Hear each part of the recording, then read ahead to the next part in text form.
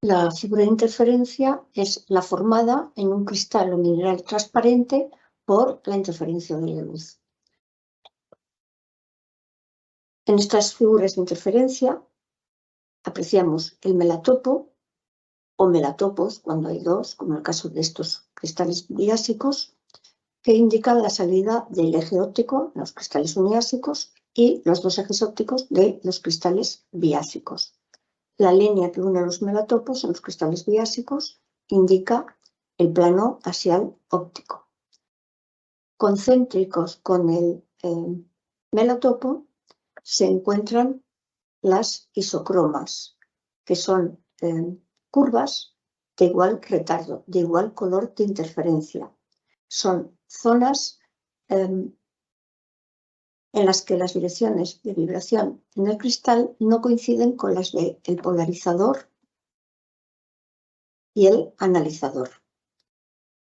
En el caso de los biásicos podemos apreciar que estas isocromas forman conjuntamente con la isogira más delgada una especie de antifaz.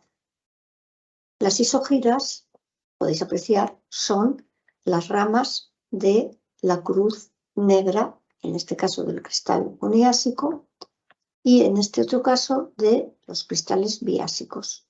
En ellos se observa que hay una de las ramas que es mucho más gruesa que la que contiene a los ejes ópticos.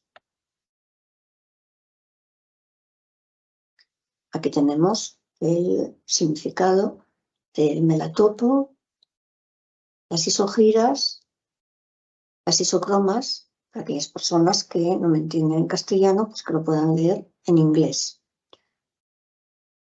Tenemos que tener en cuenta que cada sección de un cristal o mineral anisótropo produce una figura de interferencia que tiene un aspecto diferente. Los cristales o minerales isótropos no producen figuras de interferencia. Además, tenemos que tener en cuenta que estas figuras se observan cuando la luz incidente sobre el cristal o mineral es convergente, es decir, cuando esa luz tiene ángulos de incidencia diferentes. Las interferencias de los cristales y minerales uniásicos son la figura de eje óptico centrado, que es la presentada por secciones perpendiculares al eje óptico, es decir, al eje cristalográfico C, al eje de máxima simetría, y que no cambian en un giro completo de la misma. Los índices de Miller genérico de estas secciones son 0,0L. La figura flash es la presentada por las secciones paralelas al eje óptico. Y los índices de Miller genéricos para estos cristales son H00, 0K0 y HK0. La figura de interferencia de eje óptico descentrado la presentan las secciones que forman un ángulo diferente de 0 o de 90 grados con respecto al eje óptico, es decir, son secciones inclinadas respecto al eje óptico y tienen índices de Miller genéricos HKL. Esta es la figura de interferencia producida por la sección perpendicular al eje óptico de un cristal uniásico, es decir, de un cristal tetragonal, hexagonal o romboédrico. Dicha sección es una sección tipo 00L y se observa cuando el microscopio está en disposición ortoscópica y las lentes de Bertrand insertadas. En ella podemos apreciar el melatopo, las isogiras y las isocromas. Al girar esta sección se observa que la figura de interferencia permanece inmóvil, no le ocurre nada, permanece como tal. Hagamos el giro que hagamos.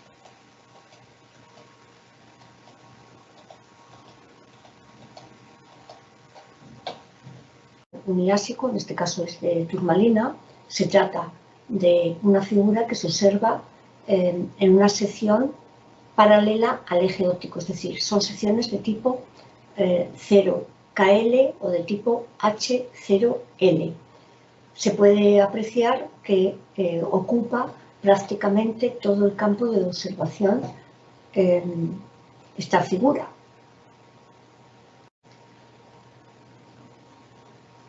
En este ejemplo se puede apreciar la relación que hay entre la sección cristalina observada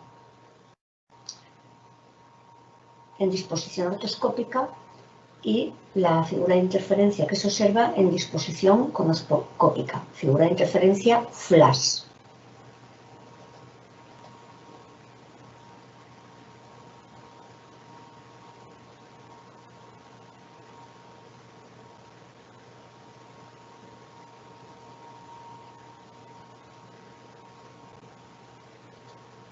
Figuras de interferencia de los cristales biásicos son la figura de interferencia de bisectriz aguda, que se observa en secciones perpendiculares a la bisectriz aguda.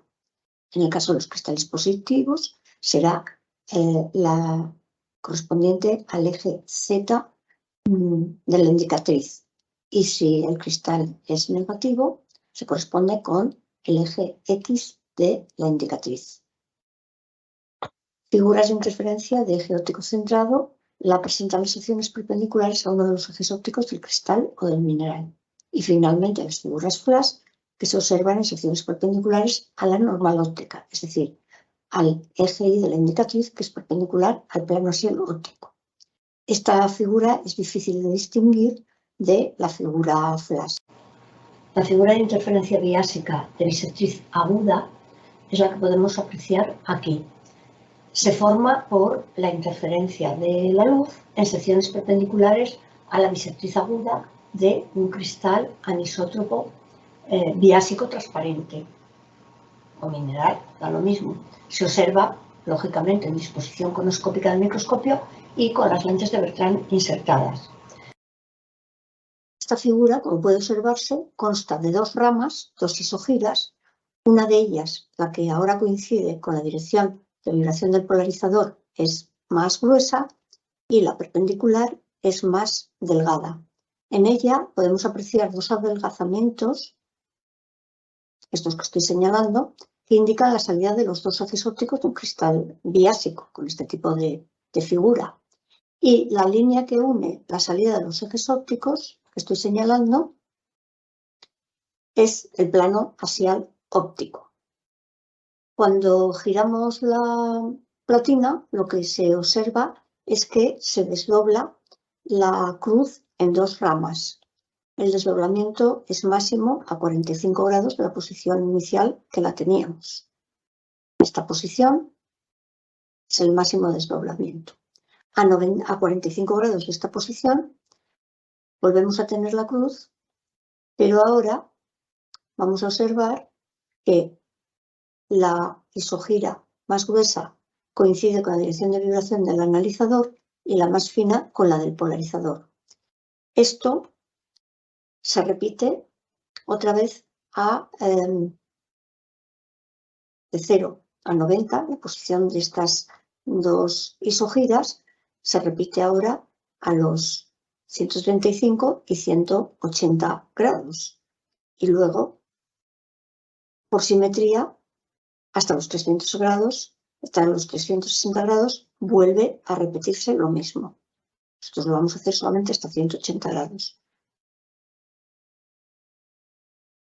Vemos que ahora a 135 la separación de las isogiras es máxima, pero en los cuadrantes diferentes a los que se habían separado anteriormente. Y siguiendo el giro a 180 grados, volvemos a estar en la posición inicial, es decir, con la isogira delgada coincidiendo con la dirección de vibración del analizador y la gruesa con la del polarizador. Como digo, repitiendo esto otros 180 grados, volvemos a la situación equivalente. La figura de interferencia de eje óptico centrado de los cristales biásicos es producida por la interferencia de la luz a partir de secciones perpendiculares a uno de los dos ejes ópticos de estos cristales. En esta aplicación podemos apreciar cómo es o cómo se observa esta figura y apreciaréis que siempre la rama de la cruz, una de las isogiras, siempre permanece paralela a uno de los hilos del retículo. En esta ocasión es paralela al hilo del retículo norte-sur. Después de 90 grados será paralela al hilo del retículo este-oeste. Lo vamos a ver. ¿Veis? 90 grados. A 90 grados otra vez coincidiendo. Otra vez a 90 grados. Y así sucesivamente. En cuanto al signo óptico, tenemos que decir que puede ser positivo o negativo. En un cristal uniásico o en un mineral uniásico, el signo óptico es positivo cuando el índice de refracción extraordinario es mayor que el ordinario, y es negativo cuando sucede lo contrario, es decir, cuando es el índice de refracción ordinario el que es mayor que el extraordinario. En un cristal o mineral biásico es positivo cuando n su gamma, que por convención es el mayor, es mayor que n sub alfa, que por convención es el menor, y el índice intermedio, n sub beta, se aproxima a n sub alfa. Por el contrario, el signo óptico es negativo cuando n sub alfa es mayor que n sub gamma y n sub beta se aproxima a n sub gamma. La determinación del signo óptico consiste en disponer de la figura de interferencia de un cristal uniásico, como es este caso, o de un cristal biásico. En el caso de este cristal uniásico vemos una figura de interferencia en la que, si girásemos la platina, no veríamos movimiento alguno. Para ver esta figura, recordar que tenemos que tener el microscopio en disposición conoscópica, es decir, con todo lo de la subplatina subido, la lente condensadora insertada, el analizador insertado, objetivo de grandes aumentos y las lentes de Bertrand también insertadas en la trayectoria de la luz. Cuando insertamos la lente auxiliar de yeso, la placa accesoria, si la sección tiene un espesor de 30 micrómetros, observaremos que en los cuadrantes que se produce resta aparecerá color amarillo y en los cuadrantes opuestos aparecerá color azul.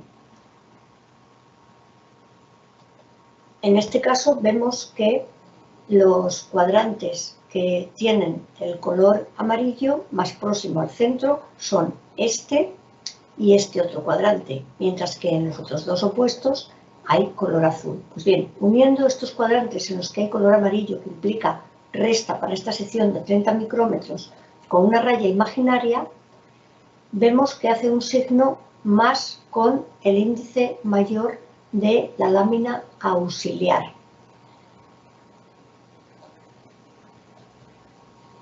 Por lo tanto, su signo óptico es positivo. Mientras que si girásemos 90 grados, los cuadrantes en los que nos aparecería el color amarillo serían estos, y en los que nos apareciese el color azul serían estos otros.